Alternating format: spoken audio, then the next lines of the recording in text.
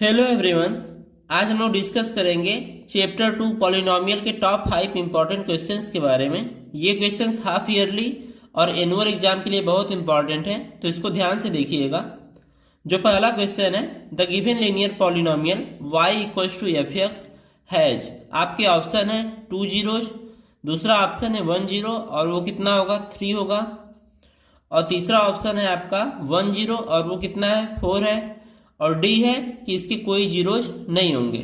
तो जब भी y equals to F X या कुछ और पॉलिनोमियल दे इस फॉर्म में, तब आपको क्या करना है, उस ग्राफ को केवल चेक करना है कि वो x एक्सिस पे कहाँ पे कट कर रहा है। तो ये जो ग्राफ है ये x एक्सिस को इस पॉइंट पे कट कर रहा है, और यहाँ पे x की वैल्यू कितनी है 3 और y की वैल्यू कितनी है 0। तो बेसिकली आपको चेक करना होता है कि y की वैल्यू 0 कब होगी। तो यहाँ पे y की वैल्यू 0 है, कहाँ पे, जहाँ पे x की वैल्यू 3 है। तो आपका 0 क्या हो जाएगा, x इक्वल टू 3 पे, यानी ये आपका 0 हो जाएगा।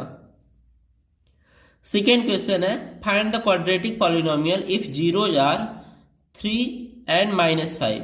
जीरोज को हम लोग एल्फा और बीटा भी बोलते हैं। तो मान लीजिए एल्फा की वैल्यू 3 है और बीटा की वैल्यू है -5। तो इसके लिए अगर जीरोज आपको दिया रहे तो आपको फार्मूला पता है क्वाड्रेटिक पॉलिनोमियल फाइंड करने का। इसका फार्मूला ये होता है एक्स स्क्वायर फिर माइनस उसके बाद sum of zeros into x plus product of zeros. तो यहाँ पे देखिए जीरोज आपकी 3 और -5 है, तो वैल्यू पुट कर देंगे। तो यहाँ पे देखिए x square minus alpha plus beta पूछा गया, यानी कितना हो जाएगा 3 प्लस -5 यानी 3 - 5।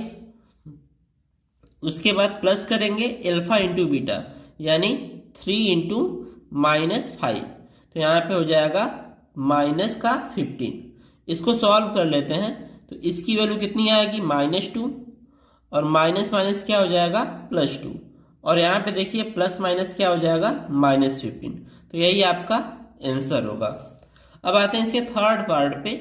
तो find the zeros of the quadratic polynomial 3x square -x -4 and verify the relationship between zeros and coefficient. तो सबसे पहले आप क्या करेंगे, यहाँ पे देखिए पॉलिनोमियल आपका है 3x स्क्वायर -x -4। तो जीरोज फाइंड करने के लिए क्या करेंगे, इक्वल्स टू 0 लगा के इसको फैक्टराइज करके एल्फा और बीटा की वैल्यू निकालेंगे। उसके बाद आपको क्या करना है कि इसके जीरोज और कोफिशिएंट में रिलेशनशिप को वेरीफाई करना है।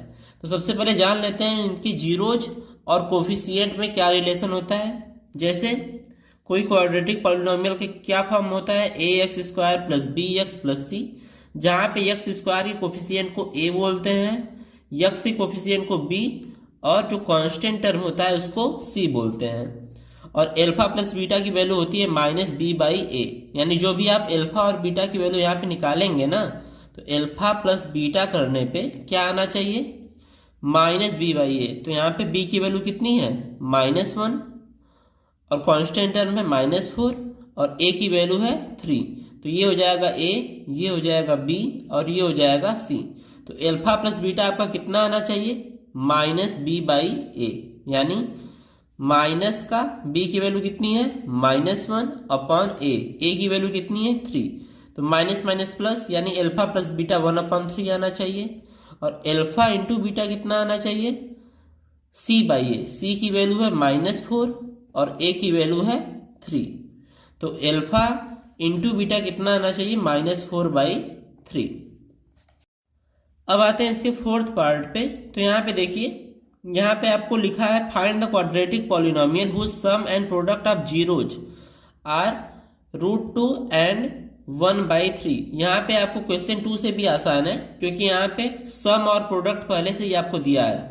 ये हो जाएगा एल्फा इंटू बीटा और ये दिया गया है एल्फा प्लस बीटा। और फार्मूला क्या होता है, x square minus alpha plus beta x plus alpha into beta, ये होता है आपका फार्मूला। तो यहाँ पे सिंपली वैल्यू पुट कर देंगे। एल्फा प्लस बीटा की वैल्यू है √2, तो x square minus √2x plus alpha into की बीटा की वैल्यू है 1/3। अब यहीं पे ध्यान देने वाली बात है, जब भी आपको क्वेश्चन में अपॉन में कुछ दिखे, या फिर मान लीजिए यहाँ पे भी कुछ अपॉन में है, यहाँ पे अपॉन में 1 है, यहाँ पे भी अपॉन में 1 है। तो आप सबका एलसीएम ले लेंगे, 3, 1 और 1, तीनों का एलसीएम लेंगे तो 3 आएगा और 3 से पूरे इक्वेशन में क्या करेंगे, मल्टीप्लाई कर देंगे। तो आपका क्या बन जाएगा, 3 इंटू एक्स स्क्वायर करने पे 3x स्क्वायर, 3 का मल्टीप्लाई √2 में करेंगे तो -3√2x और प्लस यहाँ पे कितना हो जाएगा, नीचे वाला 3 ऊपर वाले 3 से कैंसिल होगा और 1 आ जाएगा। अब आते हैं इसके लास्ट पार्ट पे। तो यहाँ पे भी आपको जीरोज फाइंड करना है कि कितने जीरोज होंगे, ठीक है। तो जीरोज कहाँ पे होंगे, जहां पे ये ग्राफ एक्स एक्सिस को टच करेगा। तो कहाँ कहाँ टच कर रहा है, एक इस पॉइंट पे, एक इस पॉइंट पे, इस पॉइंट पे, यहाँ पे भी टच कर रहा है। कट नहीं कर रहा लेकिन टच तो कर रहा है, और यहाँ पे भी क्या कर रहा है, टच कर रहा है। यानी 1 2 3 4 5, यानी टोटल जीरोज कितने हो जाएंगे, टोटल जीरोज हो जाएंगे 5। आप एक्सप्लेन कैसे करेंगे इसको, since the graph touches x axis at 5 points therefore total number of zeros is 5।